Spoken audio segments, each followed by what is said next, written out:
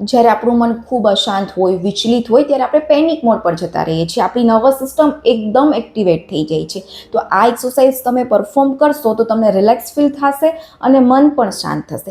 પહેલી એક્સરસાઇઝ છે ટેમ્પરેચર શોક, કે જેમાં તમારે ઠંડુ પાણી મોઢા પર છાંટવાનું છે અથવા તો નાનો બરફનો ટુકડો થોડી સેકન્ડ્સ માટે મુઠ્ઠીમાં રાખવાનો છે.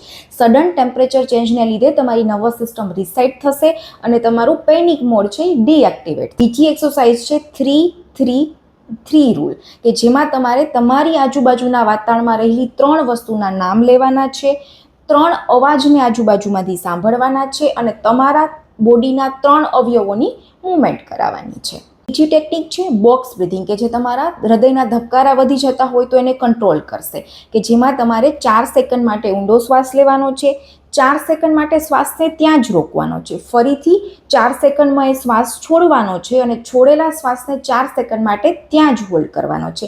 આ ક્રિયા તમારે એટ એ ટાઈમ 4 થી 5 વખત કરવાની છે.